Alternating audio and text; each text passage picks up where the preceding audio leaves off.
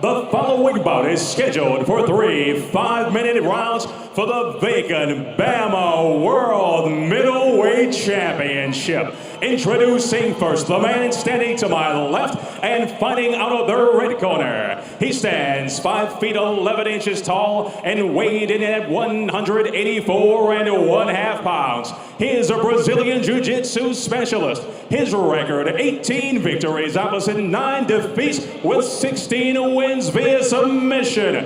Fighting out of Sao Paulo, Brazil, Jorge Luis Bezerra.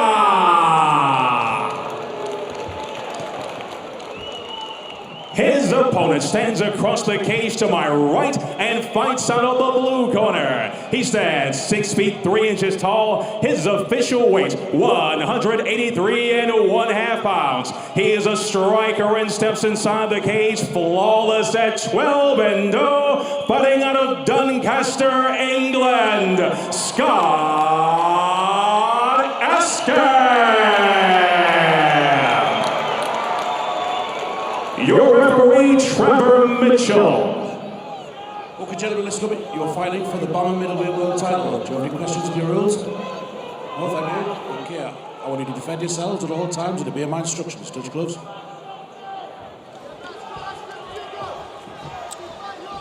Here we go, getting ready for the middleweight championship of the world. The belt right now is vacant, so neither one of these guys are champs. Michelin in the black shorts, ASKHAM in the white shorts. ASKHAM's got a 3-inch reach, and he should be using it right now instead of letting Michelin close distance that easy. He needs to get that jab out there, some front kicks. Use that height he has to keep him off, because he's closing pretty easily. It looks a lot more than even 3 inches that it can. It looks like even that Michelin is squatted down a little bit, and he might be a small 6 inches or 6 foot as opposed to a tall 6'3" by Scott ASKHAM. Easy takedown, easy swing through. Yeah, I'm not sure that was a takedown. I think that was more ASKHAM coming in, but Michelin just dropping to his back because this is where he wants to be, but I don't think he wants his head up against the fence. Oh, good position, get ready to swing out. Climb his feet up, climb his legs up. Michelin's getting ready to swing underneath. He's got to catch that head. If he can catch Scott's head, he can go ahead and get him swept over. His head's right there. Got his arm caught, has the leg caught. Look at that, Frank. His head's right there. If he could just get his head, there it is. There it is, caught the head. Now he has the arm, looking for an armbar finish very, very early in his first round. He's going to be patient, though. Look how patient he is. He just kind of like, he didn't force it at all.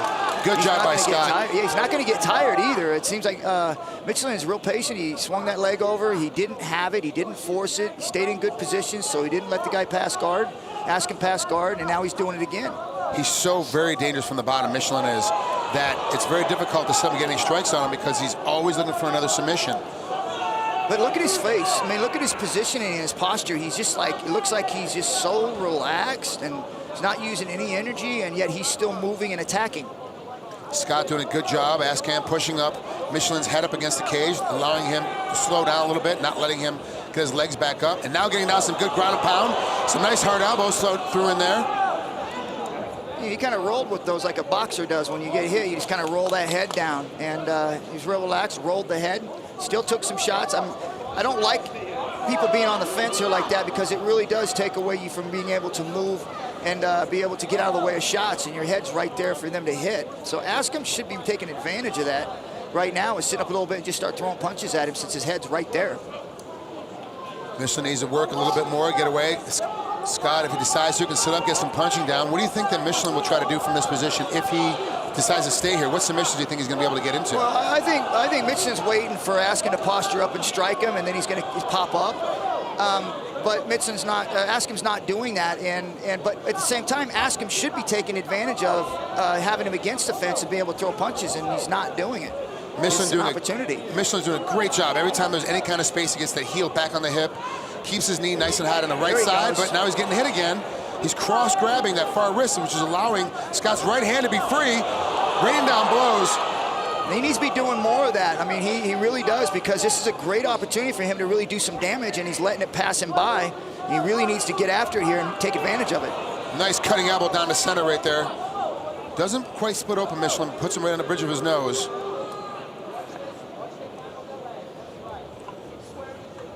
Well, right here he needs to posture up and start using those elbows and some short punches in there, and start taking advantage of of that head being pushed against the fence. There he goes. He needs to do a lot more of that, though. There he goes. He wants to finish this fight. He really needs to get after it and do more of that. Even if he makes it through the round, which is Michelin, if ASKHAM punches him and keeps punching him, he's going to do a lot of damage for that next round. 120 left in this first round, and so far it's gone kind of back and forth, even though Michelin's been on the ground for most of it, just because he had that quick armbar attempt in the very, very beginning, and then ASKHAM's been controlling position and being able to swing and do as he pleases. Yeah, and then one thing that ASKHAM has to be careful of is that because Michelin is so adept on the ground and really good at hitting submissions, he can't relax at all, or he'll find himself on his back or submitted. There he goes. Now he needs to fly right now. He's got a good cross guard going in there, but Michelin is turning under, about to give up his back. You see how he's blocking the wrist? Michelin's blocking his wrist as he turns his shoulders. He's not blocking the punches, but he's blocking that choke by keeping his hands inside. So if he does roll to his side, ASKHAM can't attempt to choke and get behind him.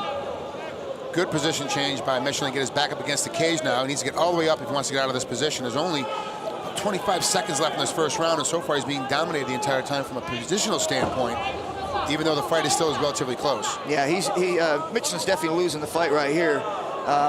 He's allowing ASKHAM to go ahead and push his aggressiveness on him. I know he's attempting and trying to get in position, but that's not enough in MMA. You really have to get position and start using these submissions and tap them out. Heels again right on the hip as we end the first round. Obviously, we have to give that round to Scott ASKHAM because he's on top the entire time, pushing the pace.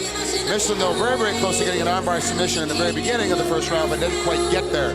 If you're Michelin and you're Michelin's coach right now, you're in his corner, what are you telling Michelin to get ready to do come out the second round? I'm telling him, listen, we're not in a jiu-jitsu class where you can lay and pray. This is MMA, and it's very fast, and you can't wait for a submission.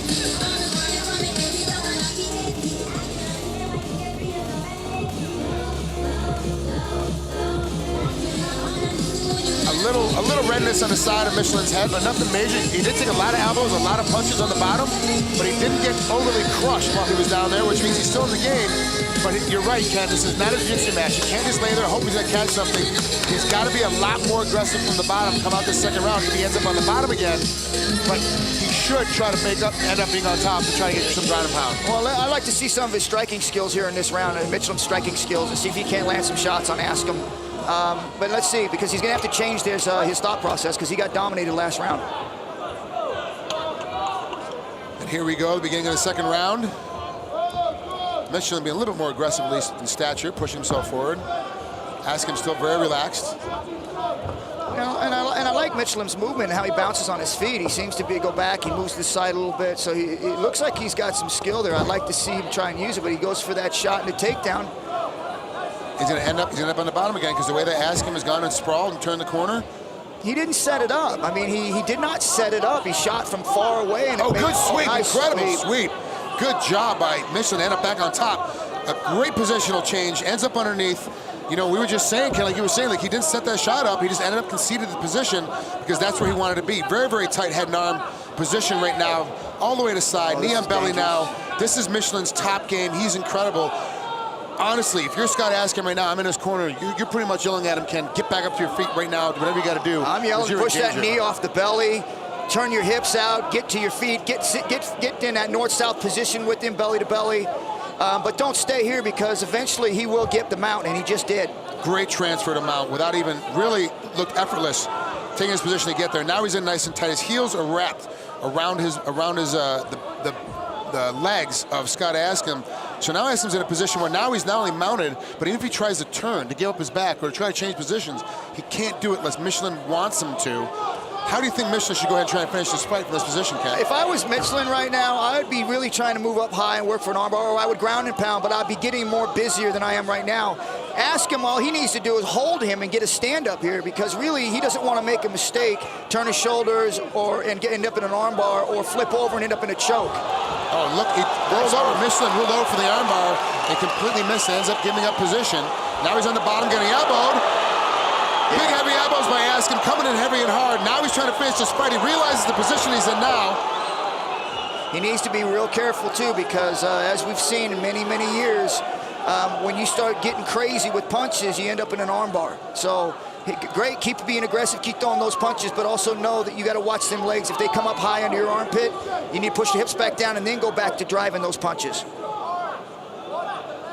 Right now, ASKHAM sitting there, and you see how Michelan's got that arm trapped. There he goes, he got it out, but he doesn't. ASKHAM can't let him trap his hands or his arms because Michelan's real fast at putting his legs up around there and puts you in an arm bar, and then transitioning into a choke. He's very good at that. Very fluid, very fast on the bottom, Michelin is, and Scott ASKHAM's doing a great job of nullifying everything, except right now he's getting tied up a little bit and slowing down. Now, Ken, do you think he's slowing down because he's put up so much energy getting off the bottom, now he's on top trying to finish the fight? He's slowing down because of that, or is he slowing down because he's trying to be cautious to keep Michelin from grabbing hold of his wrist so tight? I think that Michelan's really putting a lot of pressure on ASKHAM with the movement that he has with his jiu-jitsu skills, and he's really pushing him because ASKHAM knows he almost got caught there one time because he relaxed for a minute. So ASKHAM's not relaxing. He's really putting a lot of pressure on himself to make sure that he doesn't put himself in a bad position. Smart position to back out. Oh, caught him with a knee right in the rib. Bad. Oh, he gets taken down. He gave up top position, backs out to let Michelin get back in and get top position himself. Remember we just talked about not being over-aggressive or putting yourself out there and put yourself in a bad position because you're being too aggressive. This is what you talk about. You know, he threw that hard knee without even thinking about being taken down, and now he's in a bad spot, and he was really winning the fight. He was winning the fight, dominating the fight, and now he's on the bottom. Minute 10 left in the second round. Michelin now in control of this fight, in control of this round, doing a great job of maintaining the pace. Lost the first round to the fact he was on his back the entire time. Just Scott ASKHAM held him there. But this second round, I believe he's doing enough for the last minute left to be able to go ahead and win this round and give it a split. So then it's any man's guess coming in the third round, but there's still plenty of time for anything to happen here, for anything to change where the judges can swing their way to either go back to Scott or to keep Michelin winning this round as well. Yeah, and it's like ASKHAM's doing a great job. He's being aggressive, he's staying aggressive, but at the same time, he also needs to make sure that he doesn't relax on the idea that this guy is a great jiu-jitsu specialist, and he needs to make sure he remembers that as he's being aggressive. He's changing, he's moving his position. Scott's being very aggressive from the bottom. Heel on hip, trying to push his way out, changing head position, changing body position, now going to high guard, and just not finding a position really to catch Michelin off. He's in an armbar position now if he wants to take it, but he doesn't seem like he's trying to do anything other than make Michelin back out and back away from him. Yeah, and really right now, see how he's getting his hips out. He needs to turn those hips all the way over, throw that leg over. Now he just lost the arm though. Transvision in a triangle choke, but he's winning this round because he's very aggressive, and Michelin's just kind of being patient and waiting, and he can't do that. Right at the bell, Michelin goes out and hits him in the head with his quick punch.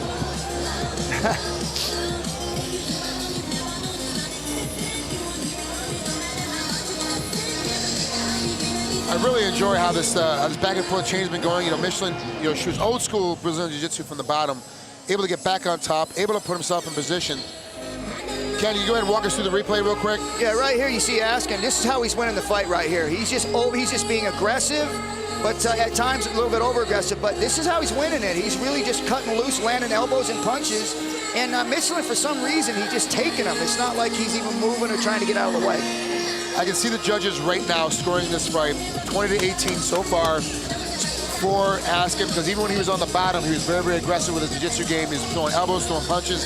I think he scored quite a bit, and Michelin just doesn't seem like he's under duress. Like, it doesn't seem like he needs to lift the game up at all because he thinks he's winning. Yeah, I tell you, we're going to see right now on how much ASKHAM has put out and whether or not that fatigued him enough for Michelin to be able to impose his will on him on the stand-up or the ground now. Because he did, oh, nice head kick. Wow. But ASKHAM did use a lot of energy in those rounds, and Michelin just kind of just went with the flow a little bit, but he's losing the fight because of it. And if ASKHAM doesn't slow down, then it didn't pay off for him. Not one punch has been thrown so far that I believe by Michelin this entire fight. He hasn't thrown one punch or one kick. It's all been grappling this entire time. And even when he's been on the ground, it's almost like he's in a jiu-jitsu match where he's being patient and taking his time. And in MMA, man, that stuff's gone. You have to go. There's time limits now. There's rounds now, and there's not very many of them. And so you really have to push yourself and win rounds, because you lose 2 rounds and you're in a hole. Sometimes I believe a lot of the guys now are, as Michelin just concedes takedown and concedes the bottom position, looking for a knee bar real quick, trying to swing over. That I think a lot of these guys now in MMA, they don't have that ability to go ahead and step up and swing in and start right away and go heavy and hard. He's trying for a heel hook. He's got it in. He doesn't have his elbow wrapped around it yet, so it's still kind of a little bit loose. What he needs to do is put his feet on his hips, kick him back There he goes. like that. But his feet are dropping too low, so he doesn't have it. He also put his own arm underneath his body, so he's one arm short now as it's tucked underneath. He's really in a bad spot right now because ASKHAM can hit him at will like he's doing now. Hammering down with hammer fists, elbows, and punches. ASKHAM take control of this round here at the 3:23 mark of the third round. Bad thing about going for leg locks is if you miss it, you got to move. You can't stay there because your legs are tied up in a bad spot and the guy can hit you at will. The biggest thing with leg locks, Ken, just like you said, is that once you realize you've lost it, you're not going to get it. You got to get moving because boom, explode up. 2 or 3 elbows to the head will change the entire tide of the fight. It's, you know, and listen, this is right here is about will. One guy wants it, and the other guy's just kind of waiting for something to happen. And it seems like the Michelin is waiting on ASKHAM to make a mistake. Yes. And Scott is in here fighting from a level of desperation, trying to win this fight. He knows that he has to push the pace, and he is pushing the pace, whereas Michelin almost like doesn't believe that he can actually go that hard that long, and he's just waiting for an opportunity. And I tell you, in today's MMA, that ain't going to cut it. These guys are in great shape now. They all come in well-rounded, even though they may have a specialty in one art form or another. They're well-rounded in all aspects of the mixed martial arts game, and we're seeing it here from Scott ASKHAM, who was very active on the bottom of the second round, and he's very active now on top and trying to finish this fight, but not giving Michelin any space to get anything going. Well, here's an opportunity, and you know, I tell you, Michelin looks tired. He really does. He looks like he's tired, and he looked to me like he was the one trying to conserve his energy, and ASKHAM was giving it all, and ASKHAM looks the fresher. He's bouncing up and down, and you know what? A lot of that has to do with confidence too. When you're actually winning a fight. Wow, that was a good shot. Just missed the side of the head of Michelin. If he got caught that uppercut, I pretty much think the fight would have been over at that position. Concedes again, right to position. I'm wondering, Ken, do you think the coaches, Michelin's coaches, should be saying something to him at this point? You've done that 4 times already. Don't do it again because it's not causing us to win this fight at all. Yeah, I think they are telling him that, but you know, when you're in that situation, I just don't think that he was in a shape to go this hard, this long, and ASKHAM is, because you can see the pace going and pushing hard, and ASKHAM seems to be building, and Michelin seems to be fading. ASKHAM's increasing his strength, increasing his power, increasing his punch rate.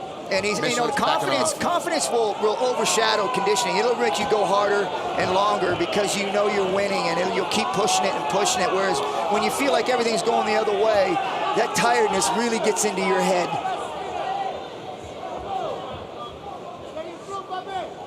See, Michelin, he's got to get, there he goes. He got to get off. Can't wait. Nice sprawl by Scott ASKHAM to go ahead and keep Michelin off him. George Luis Bizarra, also known as Michelin, has been taking the better part of everything that Scott ASKHAM decides to throw at him. He's having to eat it. Yeah, and other than holding the wrist right now and not taking any damage, every other position he's pretty much been getting beat up in. Yeah, and it's almost like he's conceding the fight. It's like he's just kind of going through the motions, man. You see the difference in attitude with ASKHAM, the hungrier, going after it, wanting to finish the fight, whereas Michelin is just kind of waiting, and maybe I'll catch something, maybe I won't, but it's okay. With less than 15 seconds left, there's really no way that Michelin's going to finish this fight and win it by any way. No, he just laid down right here. It's a shame too, because you see a guy with that much skill and that much ability, you know, why waste it? Especially in a world title fight. Yeah. To lay down like that, to have a chance to get the world belt for Bama, and you lay down 6 times throughout the fight. Listen, I say to you, if you come to Bama fights, you better go all 3 rounds, because we ain't giving you any breaks. Yeah, especially when 2 of us at the table, we're going to pick on you the entire night. Yeah, you better bring it. To be honest with you, Ken, I'm a little disappointed in Michelin. I really thought he'd be better, he'd be more game, but trying to do more on his feet, trying to do more on his side. Even now, at the end of the fight, he's ended up walking around like trying to sell the judges, hey, I won. He's sitting in the corner, literally sitting against the cage, like he doesn't even want to be here, he doesn't want to belong here. And props to Scott ASKHAM to do that middleweight champ. Let's be honest, like he went out there, he earned this position, was caught in a very deep armbar very early in the first round, and honestly, fought technically sound, was very, very high-level jiu-jitsu player, got himself out of it, and dominated the entire fight from that moment on. And I think that's how ASKHAM actually built confidence, and Michelin lost confidence. He had that armbar in deep, it was there, he wasn't able to finish it, and from that point on, it just looked like he didn't believe he could actually finish it.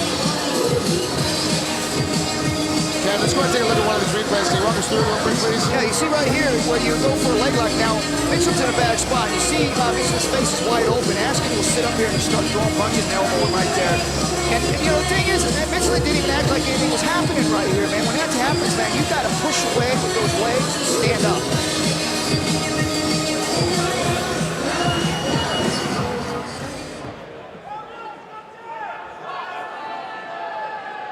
Ladies and gentlemen, we go to the judges' scorecards for the final decision. Andy Roberts, Kevin Cable, and Nigel Burgess all score this bout 30-27 in favor of your winner by unanimous decision. And now, BAMO World Middleweight Champion, Scott ASKHAM.